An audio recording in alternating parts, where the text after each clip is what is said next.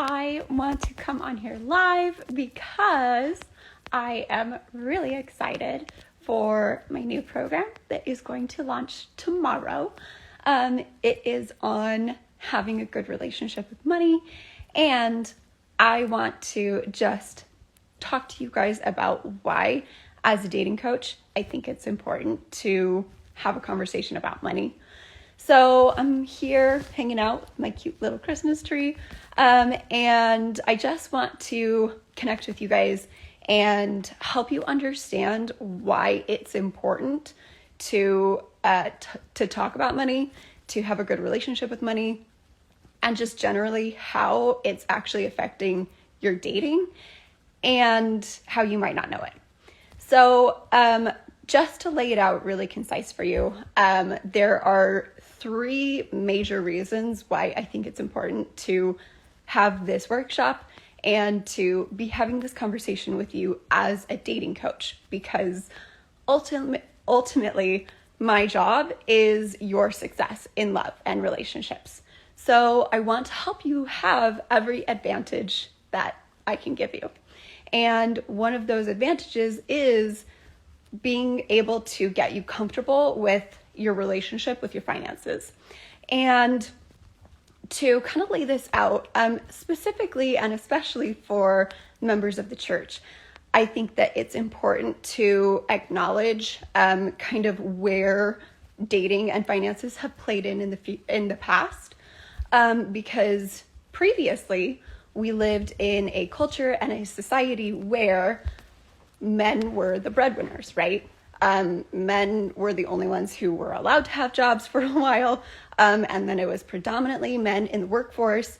And that is not the reality of 2021. And so we're no longer, as women, needing to gauge men on, can they provide for me?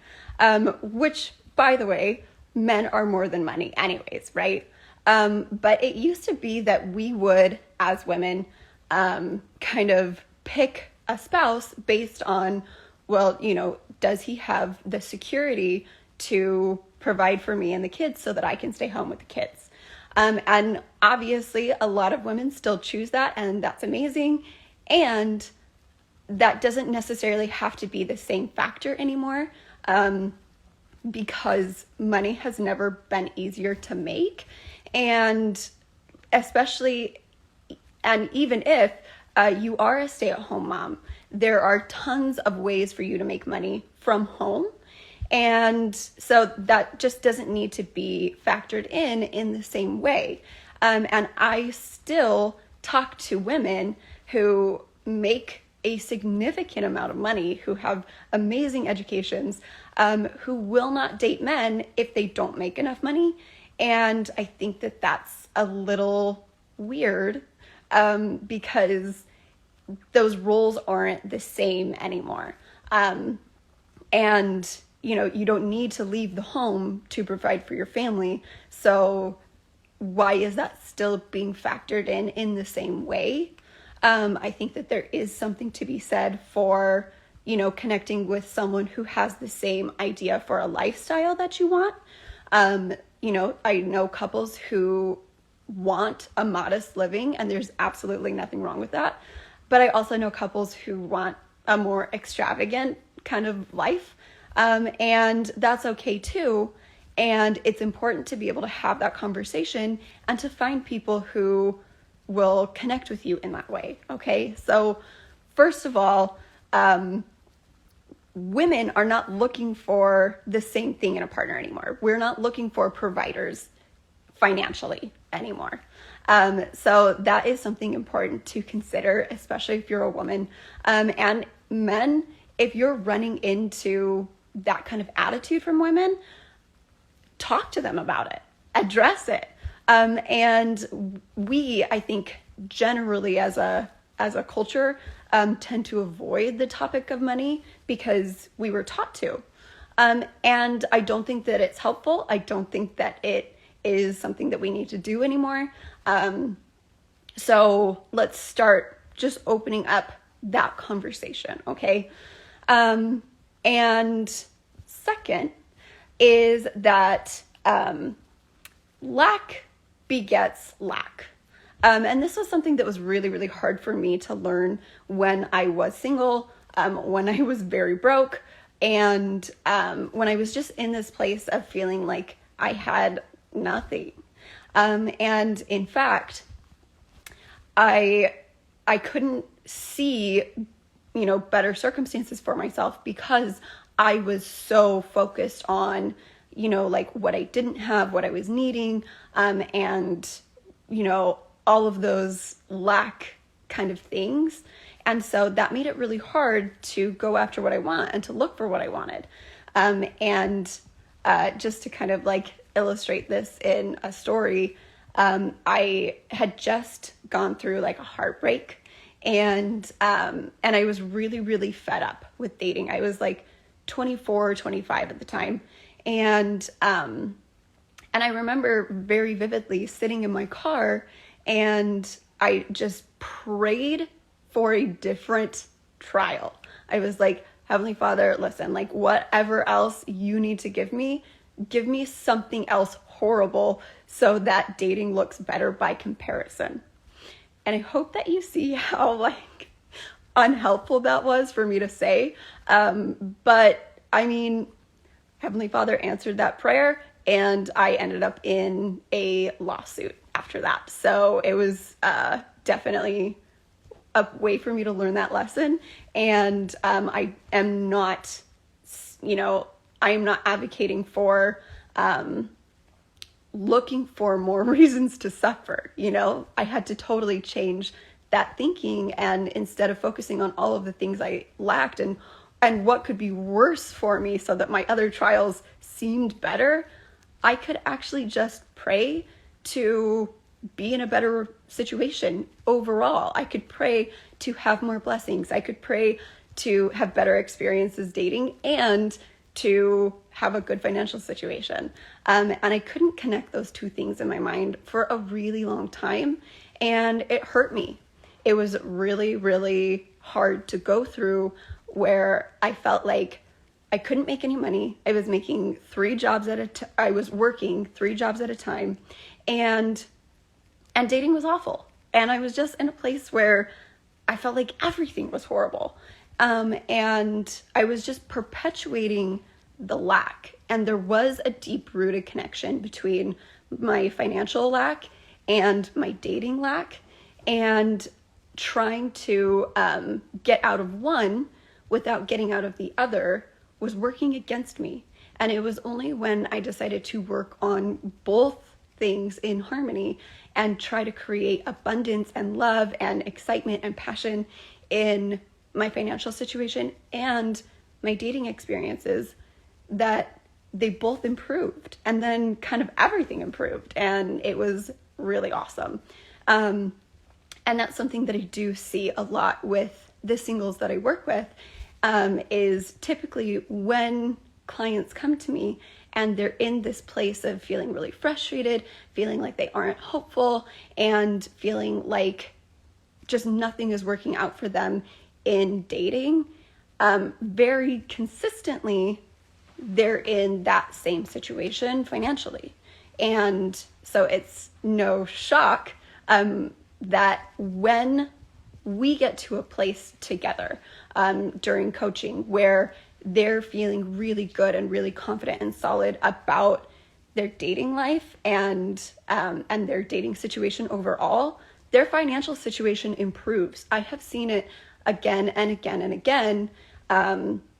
In fact, I just had a client who told me that at the same time he started dating a girl who was matching up with him in all of the ways that he wanted a girl to match up with him and that he couldn't find for so long. At the same time that he starts dating her, he also received a message from some partners that he had been talking to about investing, that they were going to give him access to a multi-million-dollar fund to fund all of his investment ventures. And those two things came at the same time because we had been working together to create a reality of abundance. And when abundance is your reality, then you're not limiting yourself to, well, I can be really abundant and have really good experiences with dating, but not anything else. Like, when you're having really good experiences dating, then your experiences are going to be good in your finances, in your job, in your social life. Like all of it raises to a higher frequency and vibration. And that's something that I see as a pattern. This is not an anomaly, not only for myself, but for my clients. And before I move on to the third thing, I saw this comment from Ammon who says, men should still be the provider. It's a natural role stated in the family proclamation. I agree 100%. And being a provider doesn't necessarily have to mean financially. Husbands can be providers in other ways. And I think that it's short-sighted of us to put people into boxes like that. And lots of couples have different ways of working that out. And those roles can still be there. A woman can still be a nurturer and a man can still be a provider, even if it looks different financially. So I think that is just important to get out and communicate, because that's the world that we're living in. And I think it's really incredible that we're having so many opportunities to make money in different ways so that more people can have different types of relationships and really thrive in a way that our society has shifted. So those are my thoughts on that. You guys are welcome to agree or disagree. Let me know in the comments. But I'm going to move on to the third thing, which is, I know that this might sound a little bit harsh, and I say it with love, but when you are kind of in that headspace of, I don't have any money, and that, like I mentioned before, kind of leaks into how you see yourself. I am very poor, I am broke, I have nothing, and you're just kind of in this headspace of I lack and I don't have very much to offer.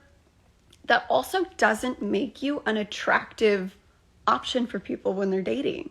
And I'm not saying that you have to have a lot of money to be an attractive option. I'm not saying that at all. I am saying that when you are telling the narrative of, I don't have anything and so I don't have anything to offer, then people are going to believe that. And you're gonna see that reflected in your dating experiences. And so it's not so much about, do you have money so that you can date?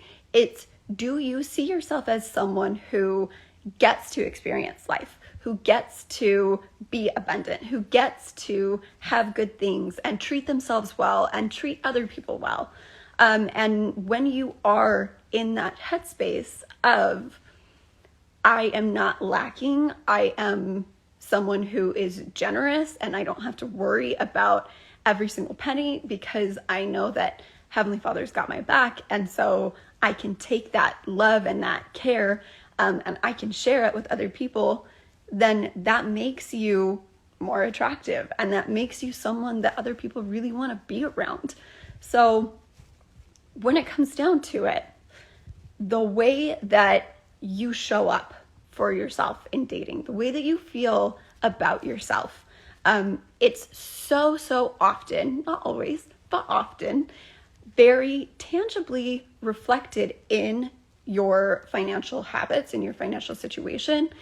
And that's why it's so important to me as a dating coach who wants you to find your forever person. I want to help you get into good and healthy relationships.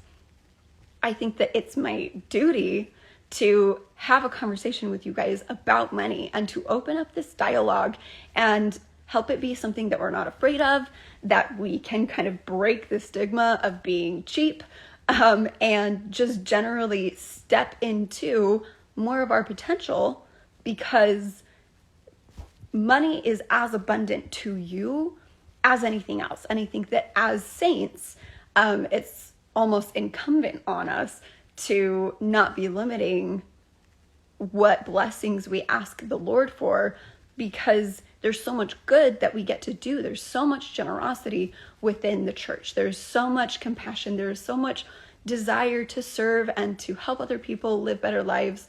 And when I was trying to do that, when I was trying to serve people from a place of extreme poverty, I wasn't serving very well. And that doesn't have to be true for everyone, but that was true for me, because I was lacking so much, and I was in a place of such just devastation, that if somebody asked me for a favor, I would do it, but I would be resentful because I was like, well, I don't have anything. I don't have $3 to my name. I'm literally negative in my bank account, and you're asking me for a ride and I have to pay for gas. And I started creating all of these reasons why it wasn't fair that I was being asked to help. And I know that was very self-focused. But I believe that when you're in that place of lack, then you need to be a little more self-focused, because you can't pour from an empty glass.